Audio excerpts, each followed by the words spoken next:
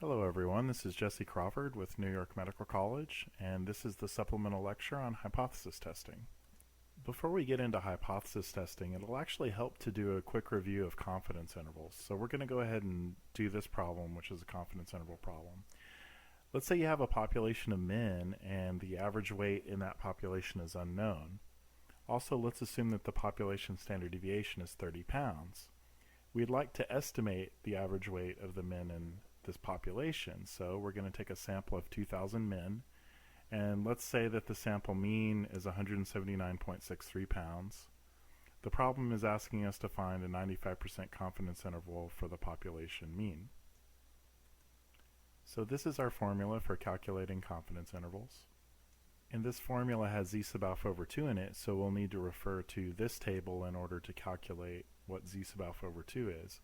Now, our confidence level in this problem is 95%, so if we just go down to where it says 95%, it says that z sub alpha over 2 is going to be 1.96. Again, I'll remind you that I'm using a slightly different notation than the notation used in this table, but in any case we're going to use 1.96 for z sub alpha over 2 here.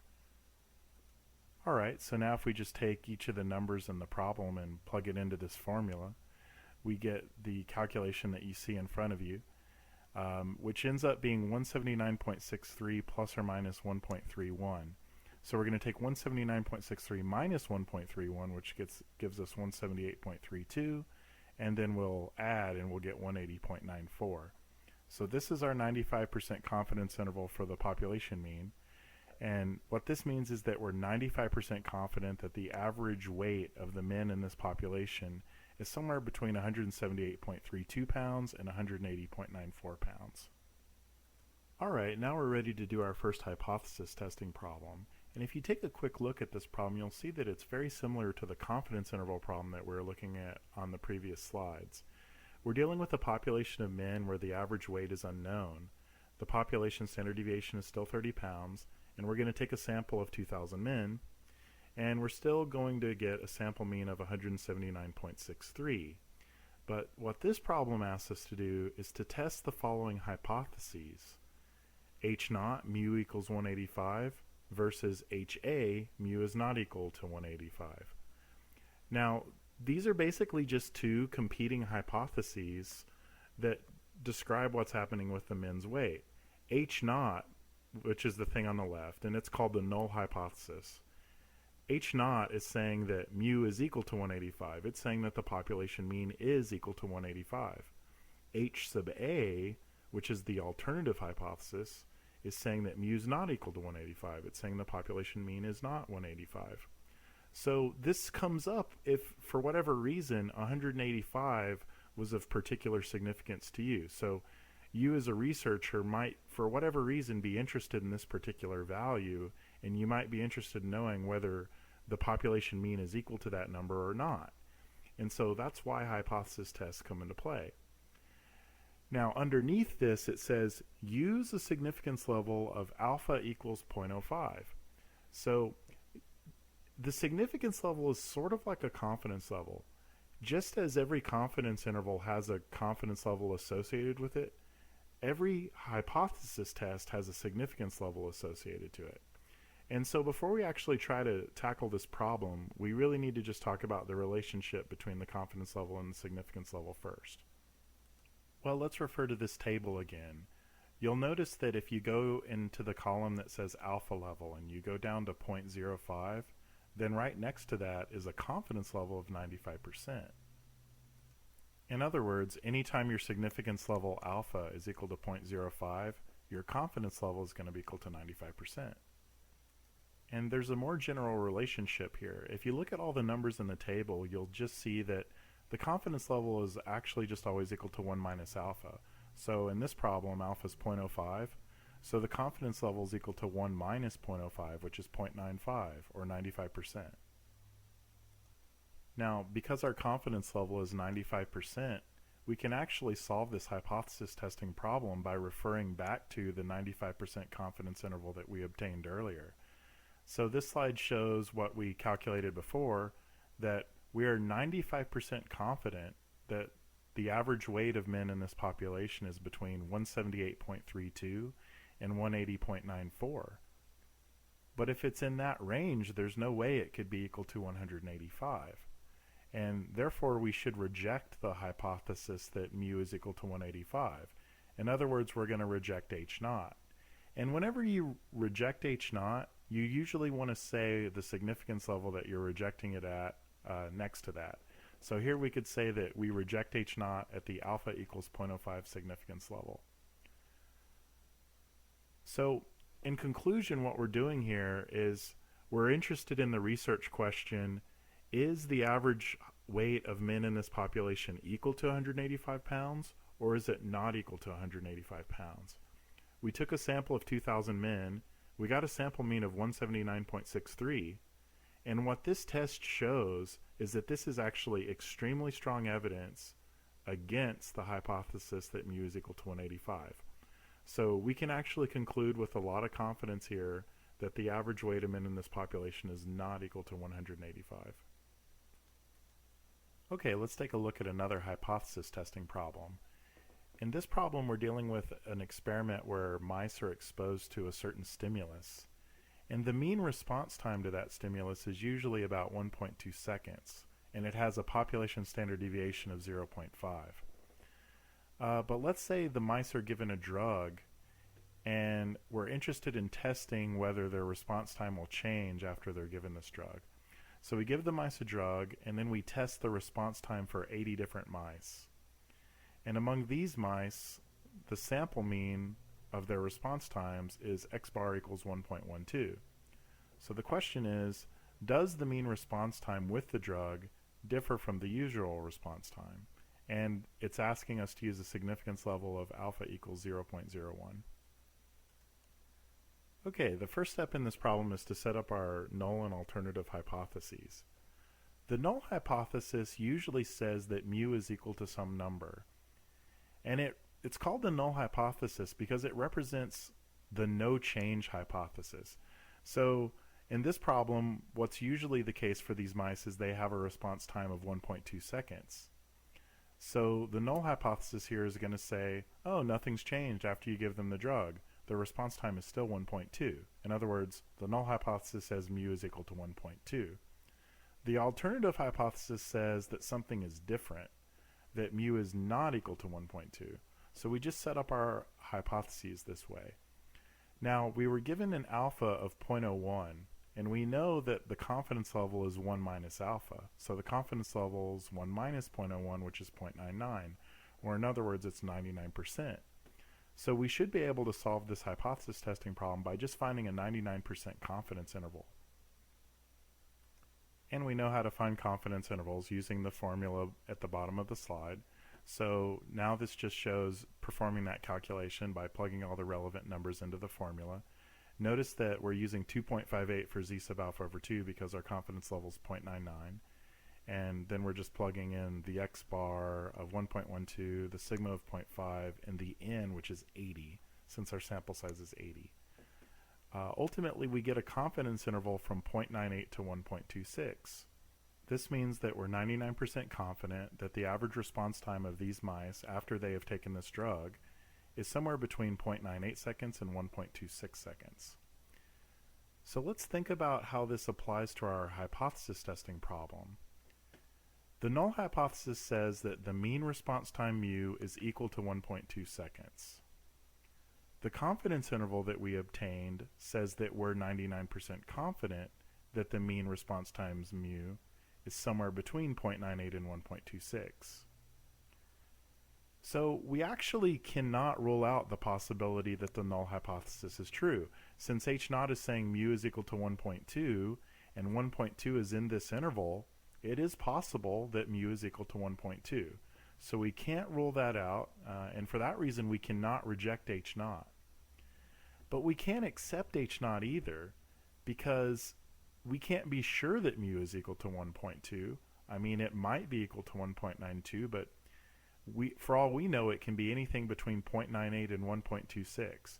And this is why we're using the terminology retain h naught, which kind of means we're not rejecting h naught, but we're not going to accept it either. And this is a point of some controversy among people that use statistics. Some people go ahead and use the terminology that they accept H naught, and that's the terminology that our book uses. But the more conservative approach is to say you either have strong evidence that H naught is false, in which case you do reject it, or you don't have strong evidence that H naught is false, in which case you don't reject it. It turns out that we can never really get strong evidence that H naught is true, so we can't ever really accept H naught, and we'll discuss this more later in the lecture. Now we're going to discuss a different method for conducting hypothesis tests that doesn't use confidence intervals at all. Instead, it uses something called the z-statistic, and it basically involves a two-step process. Step one is you calculate the z-statistic, which is given by the formula on the slide. Then in step two, you compare the number that you got in step one to the graph that you can see here, and if you're in either one of the red regions, you're going to reject H naught, and if you're in the middle white region, you're going to retain H naught. On this slide, we'll go ahead and apply the z-statistic approach to the first hypothesis testing problem that we did in this lecture. The first step is to calculate the z-statistic, which is x bar minus mu naught divided by sigma divided by square root of n. As before, x bar, sigma, and n represent the sample mean, population standard deviation, and sample size, so we can just plug those numbers from the problem in for those quantities. Mu naught is simply the number that appears next to mu in the null hypothesis.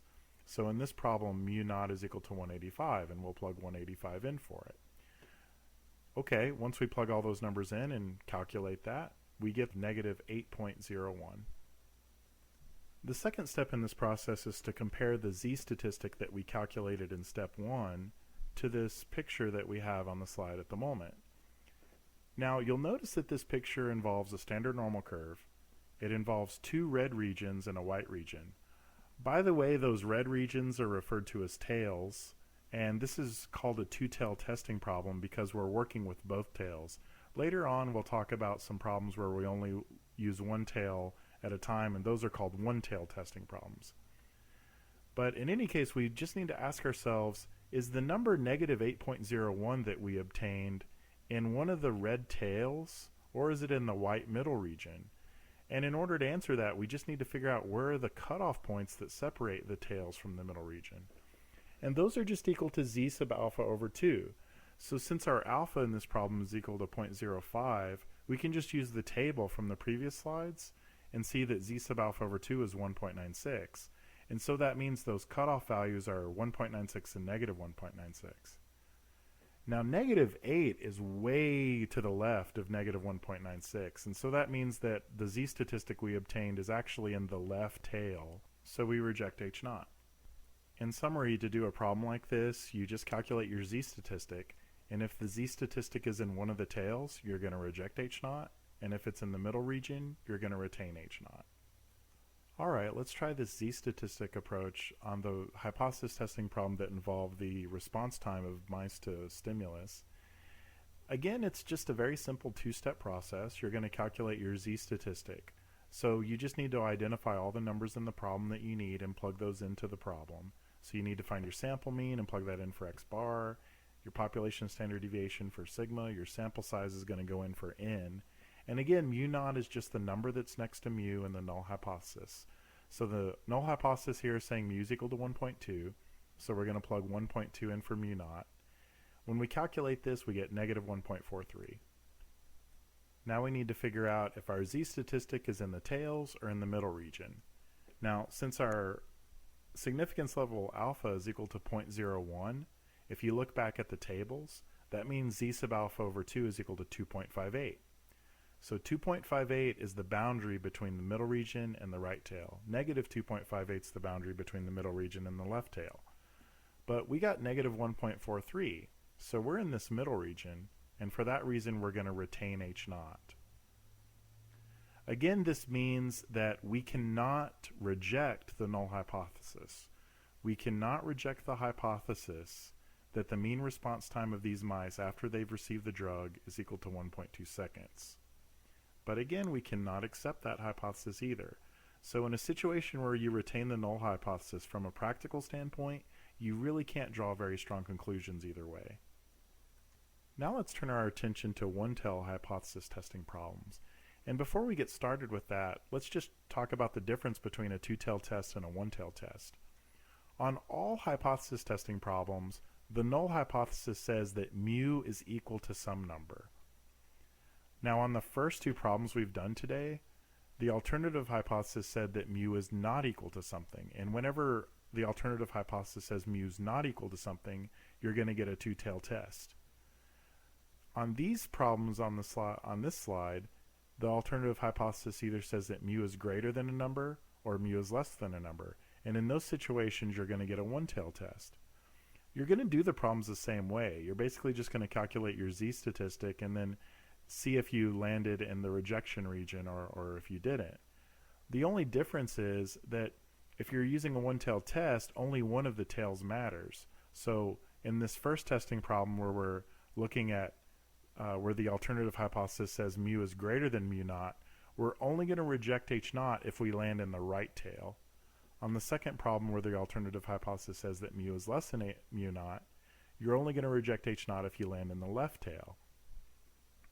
Now there's another difference between two-tail tests and one-tail tests. In a two-tail test, the total area in both tails is equal to alpha. So for example, if alpha is equal to 0.05, the total area in both tails combined is 0.05, and so that means each tail has an area of 0.025. But in a one-tail test, all of the area is concentrated in one tail. So if alpha is 0.05, the area of that one tail is 0.05. And that actually means that the boundary point that separates the white region from the red region is actually going to be a little different for these tests, and we'll see that later on. In this problem, we're looking at an EPA regulation that says the mean emissions from cars must be less than 20 parts per million. It also says that the population standard deviation is equal to 1.78. Now let's say that you work for a car company and you're trying to prove to the EPA that your cars meet the emission standard. You'd like to show that all of your cars have emissions that on average are less than 20 parts per million. The problem with this though is you can't actually test all the cars that your company produces because that would be too expensive. It costs money to run the cars to actually see what their emissions are, and you're going to have to put miles on the engine in order to do that, which makes the cars worthless and would cost a lot of money. So instead, let's say you take a sample of 35 cars, and for these 35 cars, the average emissions are 18.93 parts per million. So for these 35 cars, the average emissions are less than 20 parts per million, but that's not what we're interested in. We want to know, is this strong evidence that the average emissions of all the cars made by the company are less than 20 parts per million? Just because a sample has an average less than 20 parts per million doesn't mean we have strong evidence that the population mean is less than 20 parts per million. So let's go ahead and do the problem now. The first thing we're going to do is set up our null and alternative hypothesis. Our null hypothesis says mu is 20, and the alternative hypothesis is often the thing that you're trying to prove.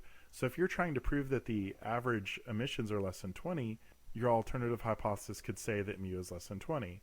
We're going to do the problem in the same way as the previous one. We're going to start off by just calculating our z-statistic, which is just negative 3.56.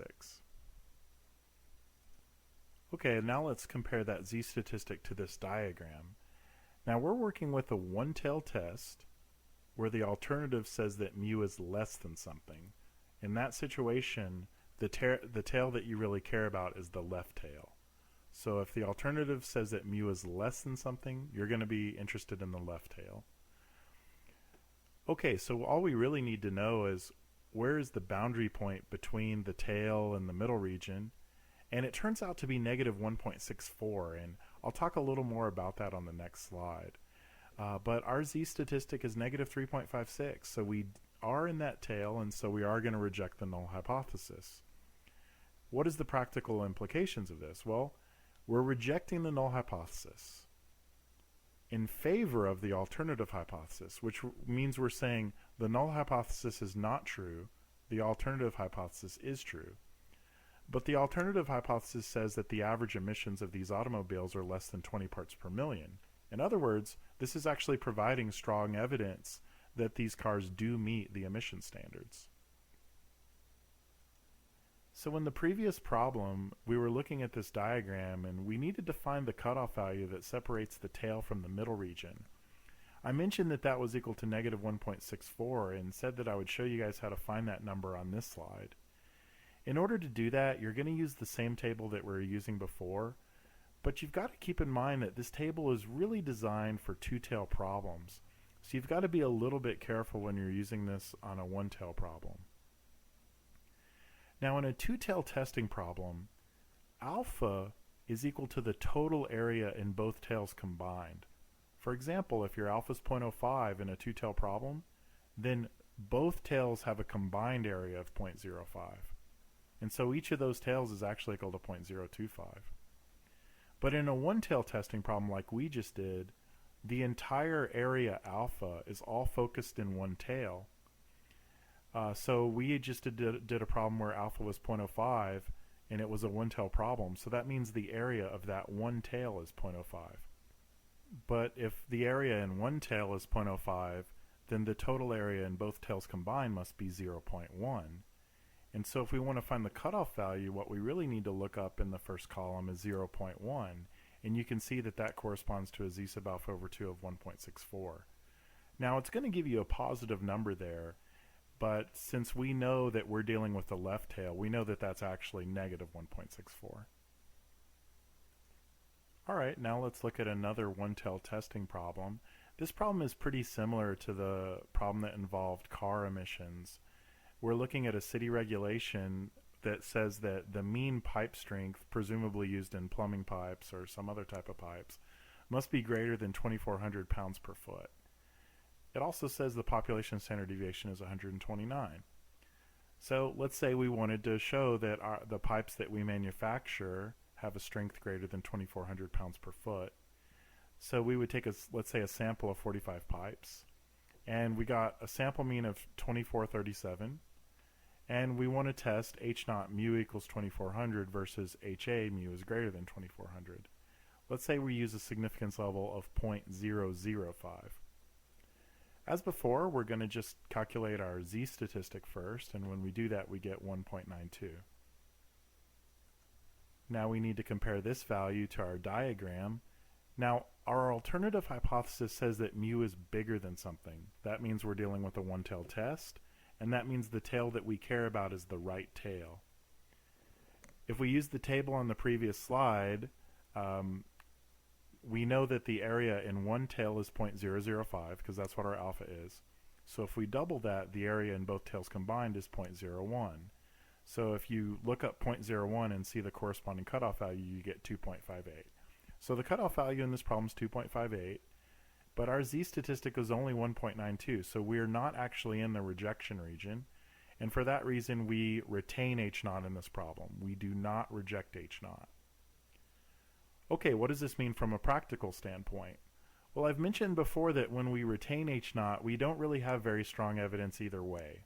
We're not rejecting H naught, so we're not proving that H naught is false, but we can never really accept H naught, so we're not really getting very strong evidence either way. If we were actually working for this company and trying to prove that our pipes met this standard, this data is not adequate to do that. We're not providing enough evidence that shows that mu is greater than 2,400, which is the same thing as rejecting H naught. So what we should do is probably take a higher sample size. We should just collect more data, and hopefully that additional data will show that our pipes meet the standard. In each of the problems that we've already done, an alpha value was given to us. And you might have been wondering, why aren't the alpha values the same on all of the problems? And what value of alpha should real researchers use on real problems? And you might have also been thinking, it seems kind of arbitrary to use just a cutoff value of 0.05. What makes 0.05 special? And those are really good objections. By the way, the most conventional value of alpha that people use is 0.05. But it really is arbitrary. It's just this cutoff value that people have decided to use. And it feels a little bit artificial to just use that cutoff value. So for this reason, there's another approach to hypothesis testing that uses something called p-values. And p-values are really nice because they basically just measure how strong the evidence is against the null hypothesis. The smaller the p-value is, the stronger the evidence is against H naught. You're going to see p-values reported in any type of statistical analysis that someone does. So it is important to be literate and to be able to interpret a p-value and understand what it means. Okay, so what are some of the quick things that we can say about these p-values? The first thing is that it's the area under the normal curve that's beyond the z statistic, and we'll go into more detail about that later. Now, whenever you're doing a two-tail test, this is actually going to involve both tails. If you're doing a one-tail test, it'll only involve one tail. And again, this just says that the smaller the p-value is, the stronger the evidence is against H naught. In particular, if the p-value is less than alpha, then you reject H naught. So you might be wondering, okay, well, how small is small? Usually, if a p-value is less than 0.05, then that is considered statistically significant evidence against H naught, and you would reject H naught in that situation. Of course, that's going back to the idea of using a conventional cutoff of alpha equals 0.05. Another thing that people say is if the p-value is less than 0.01, then that's considered highly significant evidence against H naught. Okay, let's actually do an example where we calculate a p-value. The information on the slide that you can see is for the problem that involved the emissions from cars. We were trying to test whether the emissions were equal to 20 or if they were less than 20. And we found our z statistic, which was negative 3.56. In that problem, we had an alpha of 0.05, and so the cutoff value was equal to negative 1.64. That means that our z statistic, negative 3.56, was to the left of negative 1.64, and so we did reject the null hypothesis in that problem. Okay, the previous slide said that the p-value is the area beyond the z statistic.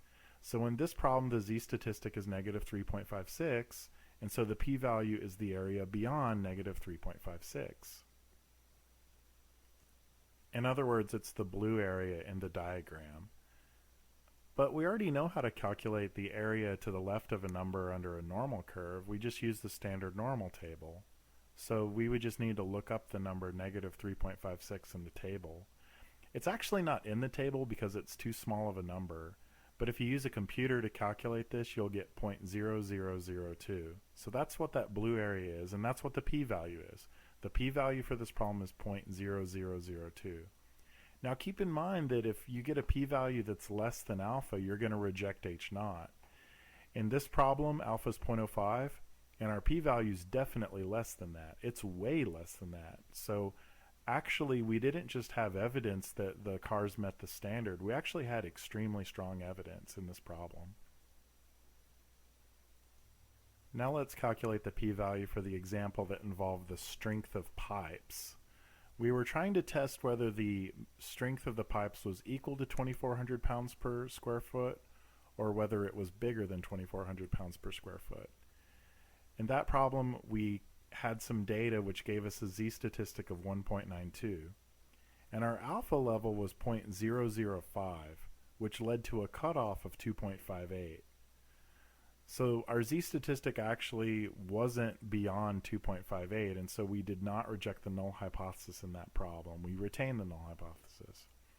Let's actually look at calculating the p-value now.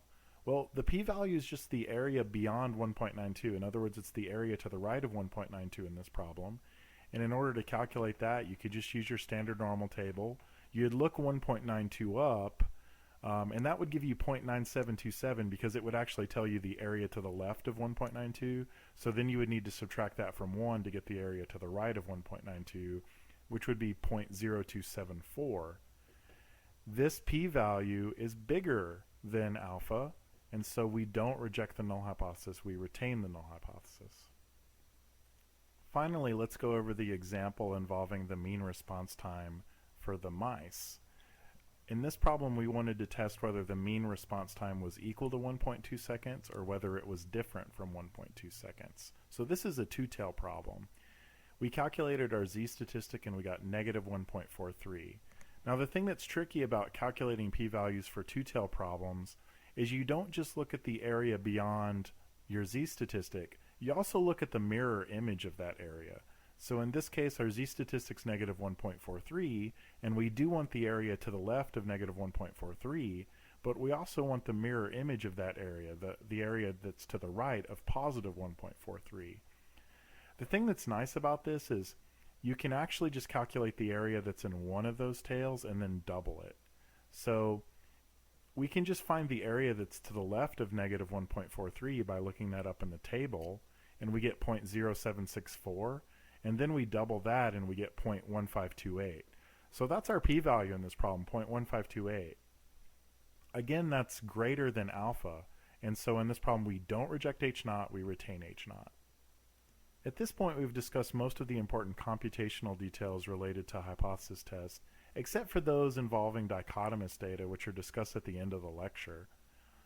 But at this point I wanted to just pause for a minute and discuss some of the theoretical questions that may be kind of confusing involving hypothesis tests.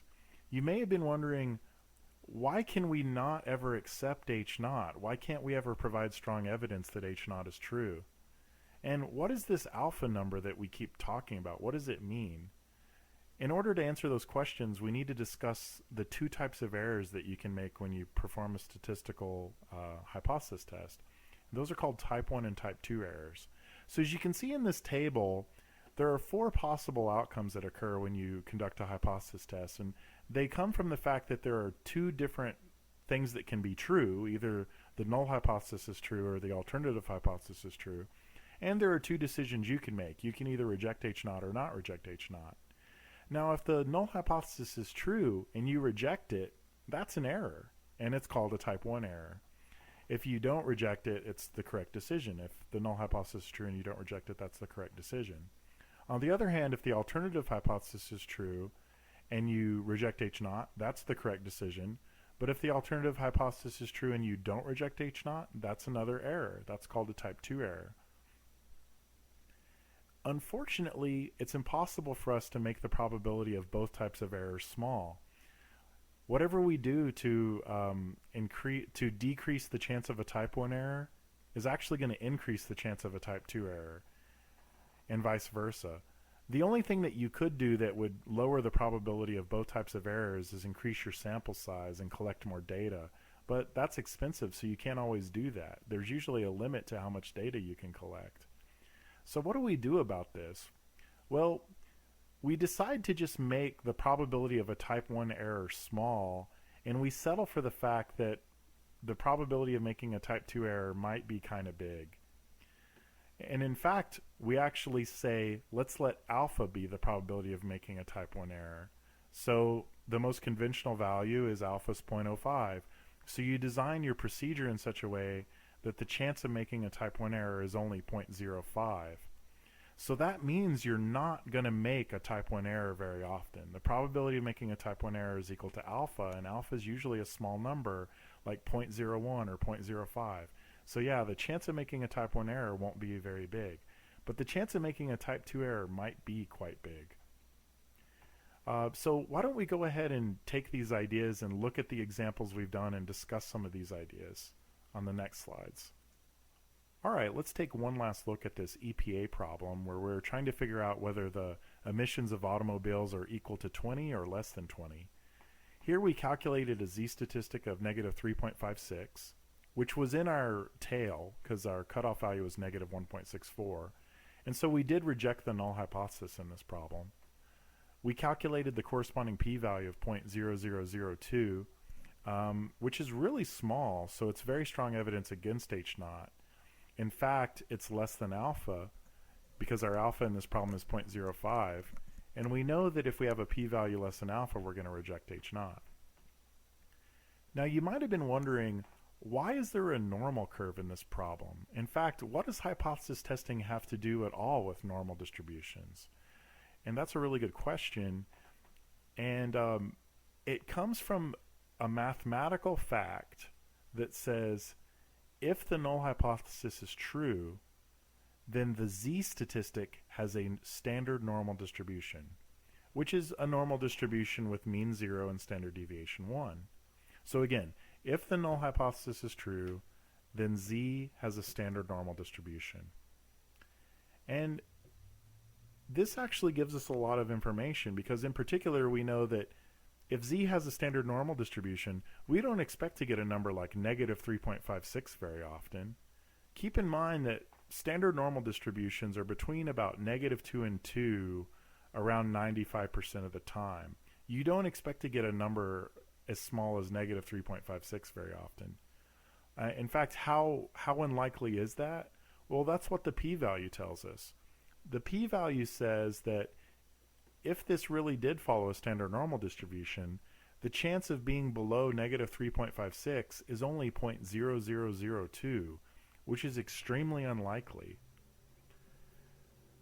So to kind of summarize that, to get to the point of what we're trying to talk about here, if the null hypothesis is true, then z follows a standard normal distribution.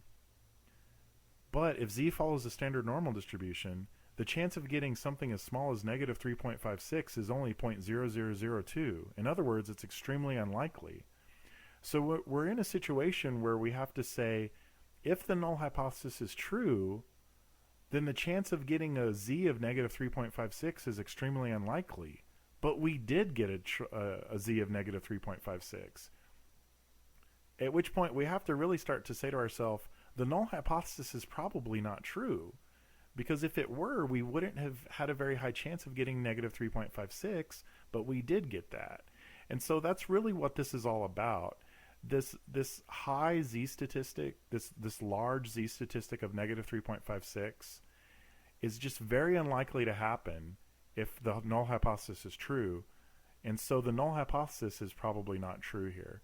And to make a long story short, when you do get really big z statistics, which corresponds to really small p-values, it really does provide very strong evidence against the null hypothesis. And so anytime you're rejecting H0, you can be very confident that H0 is not true. And the p-value basically tells you how likely you are to be wrong.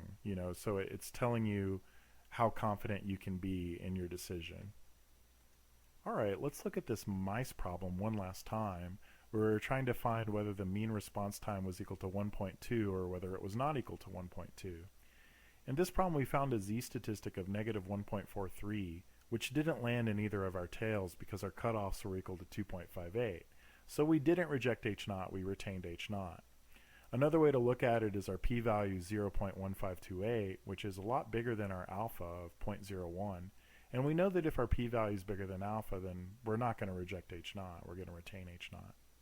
The p-value of 0.1528 is not very small, and it's not very strong evidence against H0. So however you look at it, we're not going to reject H0 here, we're going to retain it.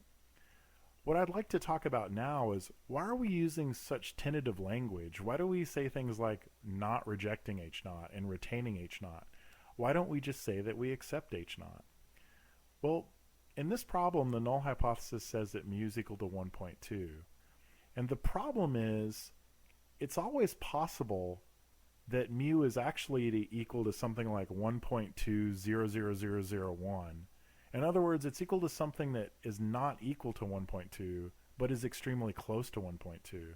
And the problem is, if that's the case, we're probably going to see the kind of data that we would see if mu were equal to 1.2. So in other words, if mu is equal to 1.2, we're going to see a certain type of data, like the data that we saw in this problem. But if mu is really, really close to 1.2 but is not actually equal to it, we're still going to see data that's like that. So in other words, we can never be sure that the value of mu is equal to 1.2. It might just be close to 1.2. So we can never actually accept the statement that mu is equal to 1.2. So we can never accept the null hypothesis here. Now, one thing we could do is we could get a range of values for mu, and in order to do that, we calculate confidence intervals. That's what confidence intervals do for you. So for example, on this problem, we could find a 99% confidence interval, which would give us a range of possible values of mu. But no matter how much evidence you collect, you'll never be able to be highly confident that mu is actually equal to a number. Now we're done discussing most of the more difficult concepts involving hypothesis testing, and the rest of the lecture should really be smooth sailing. One of the things we haven't discussed yet is hypothesis testing for dichotomous data. In other words, you're not dealing with quantitative data like the weight of a person or someone's blood sugar level or something like that. You're looking at yes-no questions like someone is male or female, left-handed, right-handed, approves of a certain politician or doesn't approve, and you want to estimate the percentage of people with that characteristic in your population. The hypothesis tests are going to work exactly the same way, except you're going to use the z-statistic that's on this slide instead of the one that we were discussing before. And the p-hat in this equation is the same p-hat that we talked about when we were discussing confidence intervals. Here's a hypothesis testing problem that involves dichotomous data. It says the mayor's approval rating is unknown, and he would probably like to know what his approval rating is. In particular, he'd like to know if he has a majority of support or not. So in a sample of 200 people, 115 people approve of the mayor. And we're supposed to test H naught P equals 0.5 versus HA P is greater than 0.5 at the alpha equals 0.05 significance level. Now, in order to discuss this test, we need to know what that P stands for. So what does it mean when it says P is equal to 0.5? Well, in this problem, P represents the mayor's approval rating. But it's written as a decimal number, not as a percentage. So when it says P is equal to 0.5, it's maybe better to think of that as P is equal to 50%. So P equals 0.5 would mean that he has 50% approval in a city. And when it says P is greater than 0.5, that means his approval rating is greater than 50%. In general, when you're dealing with dichotomous data, P represents the proportion of the population that has the characteristic that you're interested in. In this problem, the characteristic we're interested in is approval of the mayor. So P is the proportion of people in the city who approve of the mayor. And if that proportion is equal to 0.5, that's the same thing as saying 50% of the city approves of the mayor. Okay, so we're basically just testing if the mayor has exactly 50% approval or if he has more than 50% approval. Now you might be wondering, well, wait a minute, maybe his approval is less than 0.5. Where is that possibility given here? That possibility is actually also included within the null hypothesis. Even though we don't write it that way, we could think of the null hypothesis as being P is less than or equal to 0.5, and it's actually okay to write it that way. We'll look at that a little bit on the following slides. But just again, the possibility that P is less than 0.5 is included in the null hypothesis here, and it's like that for all of the one-sided hypothesis tests. Okay, how do we do this? Well, the first thing we're going to do is calculate our p-hat. Now remember, p-hat is just the proportion of the sample that has the characteristic that you're interested in. So in this problem, we have 200 total people, 115 people approve of the mayor, and so we get a p-hat of 115 divided by 200, which is 0.575. In other words, about 57.5% of the sample approves of the mayor. Now that we have that number, we can calculate our z-statistic. We just plug everything in. We plug the p-hat that we obtained in, and p-naught is kind of like mu-naught. It's the number that appears in the null hypothesis. So in this problem, the number that appears in the null hypothesis is 0.5. So p-naught is 0.5. N is, of course, our sample size, so n is 200 in this problem. So we can just plug all the numbers in and we get 2.12. Once we've calculated our z-statistic, it's just business as usual. We need to find out where that lies in the diagram. So we're doing a one-tail test, and our alternative hypothesis says that p is greater than something, which means that we're going to be interested in the right tail. Our significance level is 0.05, which means the area in one tail is 0.05, and that means the total area in both tails combined is 0.1. So if we look 0.1 up in our table, we get a cutoff value of 1.64. But our z-statistic was equal to 2.12, so we're actually landing in that tail, and so we are going to reject H0 in this problem. Now, from a practical standpoint, we're rejecting H0 in favor of HA, In other words, we're saying the null hypothesis is not true and the alternative hypothesis is true.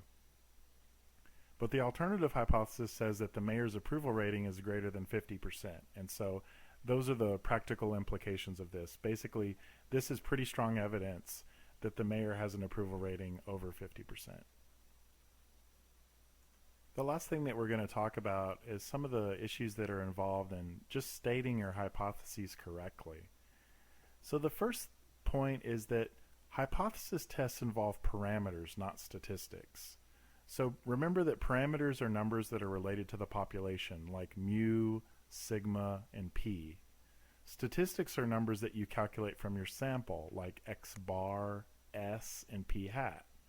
So you shouldn't see an x bar or a p hat in any hypothesis test. So here we just have a couple of examples that shows the correct thing is to express your hypotheses in terms of mu. You shouldn't be using x bar in your hypothesis tests. Same thing with the p and p hat. P is the correct thing to use. You should not be using p hat. This second bullet says that h naught and ha should refer to the same number. So in this first example, both of them refer to the number 100, which is correct.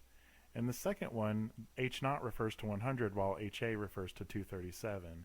And this really just doesn't make any sense, and it's not a correct way to state a hypothesis. This last point is something that we've already discussed. It basically says that when you're dealing with a one-sided hypothesis, there are two ways to write your null hypothesis. You can write something like mu equals 70, or you can write something like mu is less than or equal to 70. It's probably more correct to write mu is less than or equal to 70. It actually makes a lot more sense to do it this way. And both are acceptable. But for whatever reason, it's much more common to do it using the first notation, to just write something like mu is equal to 70. I think maybe the reason for this is because the math that you actually do involves using the number 70 itself, and maybe that's the reason why people like to write it this way. But again, either one are acceptable, and you should feel free to use either of these. But that's pretty much it for this supplemental lecture on hypothesis testing. As usual, thanks for watching this, and just feel free to let me know if you have any questions on any of the problems. But otherwise, I'll see you guys next time.